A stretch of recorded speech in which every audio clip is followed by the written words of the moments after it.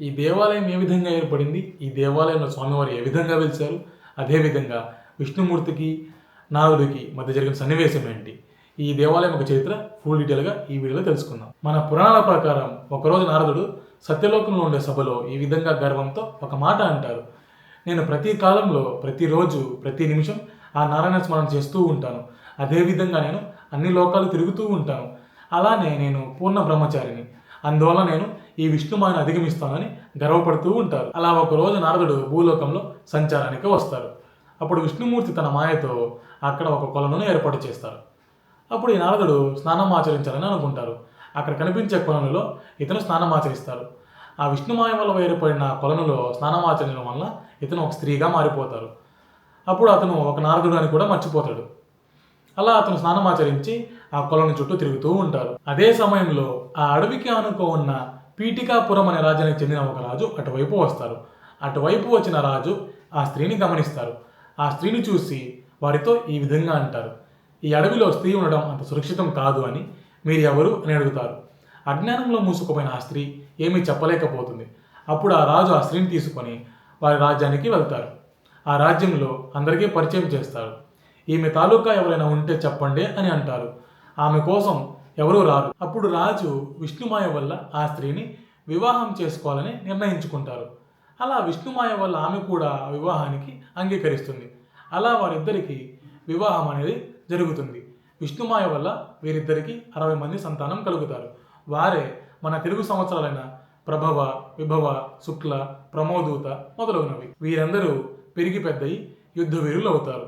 కానీ విష్ణుమాయలో పడిన ఈ నారద స్త్రీ మాత్రం భగవన్నామస్మరణ మర్చిపోయి సుఖభోగాల్లో మునిగిపోయి అన్ని సుఖాలను అనుభవిస్తుంది. అది చూసిన విష్ణుమూర్తి ఈ విధంగా అంటారు, చూసారా, విష్ణుమాయను అధిగమిస్తానని గర్వపడిన నారదుడు ఇది విష్ణుమాయ అని తెలియక స్త్రీ రూపం పొంది రాజుని వివాహం చేసుకొని సంతానం పొంది సుఖాల్లో మునిగిపోయి భగవన్నామస్మరణ మర్చిపోయాడు. కొంచెం కష్టం కలిగితే భగవంతుడు గుర్తుకు వస్తాడు అని విష్ణుమూర్తి తన మాయతో ఆమె భర్తకు, అదేవిధంగా పరరాజ్యంలో ఉండే రాజుకి యుద్ధాన్ని కలుగజేస్తారు. ఆ యుద్ధంలో ఆమె భర్త మరణిస్తాడు. అదేవిధంగా వారి పుత్రులు కూడా మరణిస్తారు. భర్త చనిపోవడం, అదేవిధంగా వారి పుత్రులు కూడా చనిపోవడం చూసి ఆమె బాధపడుతూ ఏడుస్తూ ఉంటుంది. ఇదంతా విష్ణుమాయ అని తెలియక సంసారం అనే మాయలో మునిగిపోయింది ఆ స్త్రీ. అయినా కూడా ఆ స్త్రీ భగవంతుణ్ణి స్మరించలేదు. ఇంకొంచెం కష్టం కలిగితే భగవంతుడు గుర్తుకు వస్తాడని ఇంకొంచెం పరీక్షిస్తాడు. అప్పుడు స్వామి తన మాయతో ఆమెకు ఆకలి బాధను కలుగజేస్తాడు. అప్పుడు ఆమె తన చుట్టూ ఏమైనా ఫలం ఉందేమో అని చూస్తూ ఉంటుంది. అక్కడ ఎక్కడ ఒక ఫలం అనేది కూడా ఉండదు. చివరకు ఒక చెట్టుకు ఒక ఫలం కనిపిస్తుంది. ఆ ఫలాన్ని తిని తరువాత బాధపడదామని ఆ ఫలాన్ని కోయడానికి వెళ్తుంది. ఆ ఫలం ఆమెకు అందదు. ఆ ఫలాన్ని కోయడానికి ఆమె పుత్రుల శవాలను కాలి కింద వేసి ఆ ఫలాన్ని కోయడానికి ప్రయత్నిస్తుంది. అప్పటికీ ఆ ఫలం అందదు. ఆమె భర్తని కూడా చూడకుండా ఆమె భర్త శవాన్ని కాలి కింద వేసి ఆ ఫలాన్ని కోయడానికి ప్రయత్నిస్తుంది. అప్పటికీ కూడా ఆ ఫలం అందదు. అప్పటికీ ఆమె భగవన్నామస్మరణ అనేది చేయదు. ఇదంతా చూసిన విష్ణుమూర్తి ఒక ఋషి రూపంలో వచ్చి ఏమైంది అని అడుగుతారు. స్వామి, నా భర్త పిల్లలు చనిపోయారు, నాకు ఆకలిగా ఉంది, ఈ ఫలం నేను తినాలి అని బాధపడుతూ ఆమె బాధలు చెబుతూ ఉంటుంది. అప్పుడు అతను, ఈ బాధలకు బంధాలకు కారణం అంతా విష్ణుమాయ. నీవు ఆ భగవన్నామస్మరణ చేసుకో, అప్పుడు నీ బంధాలు బాధలు తొలగిపోతాయి. అదేవిధంగా నీకు ఆ పండు లభిస్తుంది. ఆ ఫలం మోక్ష ఫలం అని అంటారు. నీవు ఆ కొలంలో స్నానం ఆచరించి ఈ ఫలాన్ని స్వీకరిస్తే నీకు మోక్షం లభిస్తుందని అంటారు. అప్పుడు ఆ నారద స్త్రీ ఆ కొలంలో తన ఎడమ చేయి పైకి ఉంచి స్నానం ఆచరించడానికి వెళ్తుంది. నీవు ఎందుకు ఆ ఎడమ చేయిని పైకి ఉంచి స్నానం ఆచరిస్తున్నామని అడుగుతారు. ఇది నా జ్ఞాపకాల కోసమని 3 మునకలు ఆ కొలంలో స్నానం ఆచరిస్తుంది. అప్పుడు ఆ స్త్రీ రూపం నుంచి నారద రూపానికి వస్తారు. కానీ తన ఎడమ చేయి మాత్రం స్త్రీ రూపంలో ఉంటుంది. ఎందుకు నా ఈ ఎడమ చేయి స్త్రీ రూపంలో ఉంది అని ఆలోచిస్తాడు. అప్పుడు ఆ నారదుడికి అన్నీ గుర్తు వస్తాయి.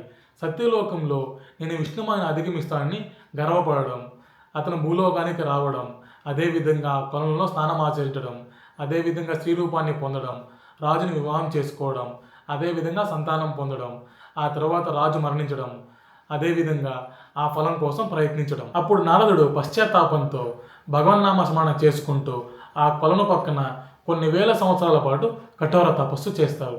అతని తపస్సుకు మెచ్చి స్వామివారి దయతో అతనికి గరుడ వాహనంపై దర్శనమిస్తారు. అది చూసిన నారదుడు తన తప్పును తెలుసుకొని స్వామి నన్ను క్షమించు అని కోరుకుంటారు.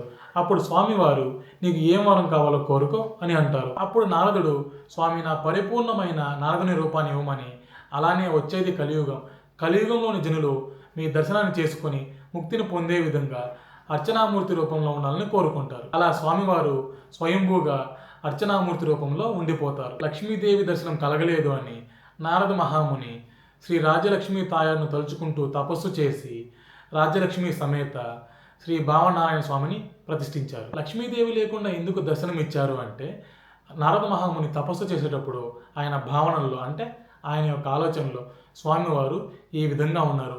అందువలన స్వామివారు శ్రీ భావనారాయణమూర్తిగా దర్శనమిచ్చారు. ఈ ప్రదేశానికి సర్పవరం అనే పేరు ఏ విధంగా వచ్చిందో ఇప్పుడు మనం తెలుసుకుందాం. ఆదిశేషుని యొక్క అంశ అయిన అనంతుడు ఈ క్షేత్రం నారద మహాముని ద్వారా వైభవం తెచ్చుకుందని తెలుసుకుంటాడు. అప్పుడు ఈ అనంతుడు స్వామి యొక్క దర్శనం కోసం ఆ ప్రదేశంలో కఠోర తపస్సు చేస్తారు. ఆ తపస్సుకు మెచ్చి స్వామివారు అతనికి దర్శనమిస్తారు. అప్పుడు స్వామివారు ఇతనికి ఒక వరం ఇస్తారు. ఈ ప్రదేశం వైభవం తెచ్చుకున్న మొట్టమొదటిగా ఒక సర్పం ఇక్కడ నా కోసం తపస్సు చేసింది, అందువలన ఈ క్షేత్రం ఉండే ప్రదేశం సర్పవరంగా పిలువబడుతుందని వరం ఇస్తారు. అందువలన ఈ ప్రదేశానికి సర్పవరం అనే పేరు వచ్చింది. అప్పుడు సర్పం కృతజ్ఞతతో స్వామివారిని మళ్ళీ ప్రతిష్ఠించి ఇక్కడే నివసించి ఉంటారు. అదేవిధంగా సర్పాలకు ఒక శాపం అనేది ఉంటుంది. ఆ శాపం ఏ విధంగా వచ్చిందో ఇప్పుడు మనం తెలుసుకుందాం. కశ్యప ప్రజాపతి భార్యలు కద్రువ, వినత వీరిద్దరి మధ్య ఒక పోటీ అనేది జరుగుతుంది. ఆ పోటీ ఏమిటంటే, ఇంద్రదేవుని గుర్రం యొక్క తోక తెలుపు అని, లేదు నలుపు అని. ఈ పోటీలో ఓడిన వారు నెగ్గిన వారికి జీవితాంతం దాసిగా ఉండాలని కోరుకుంటారు. అప్పుడు ఈ కద్రువ సర్పసంతానమైన సర్పాలతో ఈ విధంగా అంటుంది, మీరందరూ వెళ్ళి ఇంద్రదేవుని గుర్రం యొక్క తోకను చుట్టుకోండి, అప్పుడు ఆ తోక నల్లగా కనిపిస్తుంది, అప్పుడు నేను ఈ పోటీలో నెగ్గుతాను అని అంటుంది. కానీ అసత్యం పలకడం ఇష్టం లేక ఆ సర్పాలు వెళ్ళవు. అప్పుడు ఈ కద్రువ వారితో ఈ విధంగా ఉంటుంది, నేను చెప్పిన మాట మీరు వినలేదు కదా, రాబోయే కాలంలో ఒక మహాత్ముని చావుకు కారణం మీరే అవుతారు, అదేవిధంగా మీ జాతి నాశనం అవుతుందని శపిస్తుంది. అప్పుడు ఈ శాపం నుండి ఏ విధంగా విముక్తి పొందాలని ఆలోచిస్తూ ఉంటే, అదే సమయంలో నారద మహాముని ప్రత్యక్షమై వారితో ఈ విధంగా అంటారు, ఆ పుణ్యక్షేత్రంలో మీరు స్వామిని జపిస్తూ తపస్సు చేయండి అని అంటారు. అప్పుడు వారందరూ కలిసి ఆ ప్రదేశంలో స్వామి కోసం తపస్సు చేస్తూ ఉంటారు. ఆ తపస్సుకు మెచ్చి స్వామివారు ప్రత్యక్షమై ఏ వరం కావాలో కోరుకో అని అంటారు. స్వామి మేము ఈ విధంగా శాపాన్ని పొందామని అంటారు. అప్పుడు స్వామివారు సర్పయాగం వల్ల మీకు ఆ శాపం అనేది పోతుంది, అదేవిధంగా ఈ ప్రదేశం మీ సర్పాలకు సురక్షితమైన ప్రదేశం అని వరం ఇస్తారు. అలా కొంతకాలం తర్వాత ఆ ప్రదేశానికి వ్యాస భగవానుడు వస్తారు. అక్కడ త్రిమూర్తులుగా వెలిసిన భావన నారాయణ స్వామిని చూసి ముగ్ధులైపోతారు. ఆ తరువాత స్వామికి పూజలు చేసి ఈశాన్యంలో లక్ష్మీదేవిని ప్రతిష్ఠిస్తారు. ఆ తర్వాత ఈ దేవాలయం యొక్క పవిత్రతను అందరికీ తెలియజేస్తారు. ఆ విధంగా స్వామివారు మొదట స్వయంభూగా వెలుస్తారు. తరువాత నారద మహాముని లక్ష్మీదేవితో పాటు స్వామివారిని ప్రతిష్ఠిస్తారు. ఆ తర్వాత సర్పమైన అనంతుడు స్వామివారిని ప్రతిష్ఠిస్తారు. ఈ విధంగా మనకు స్వామివారు దర్శనమిస్తారు. ఈ విధంగా ఈ దేవాలయం కొంతమంది దేవుళ్ళచే నిర్మించబడింది. ఆ తరువాతి కాలంలో రాజులచే నిర్మించబడింది. చరిత్ర ప్రకారం అయితే ఈ దేవాలయానికి 2000 సంవత్సరాల నాటి చరిత్ర ఉంది. కానీ మన పురాణాల ప్రకారం ఈ దేవాలయానికి 5000 సంవత్సరాల నాటి చరిత్ర ఉంది. ఈ దేవాలయాన్ని 3 విధాలుగా పిలుస్తారు.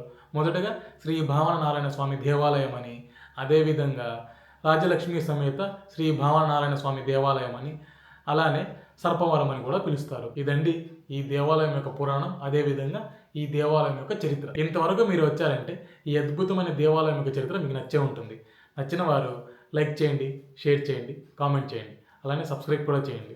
మరో వీడియోలో మళ్ళీ కలుద్దాం. ఓం నమో భగవతే వాసుదేవాయ. ఈ వీడియోలో ఏమైనా తప్పులు దొర్లి ఉంటే నన్ను క్షమించండి.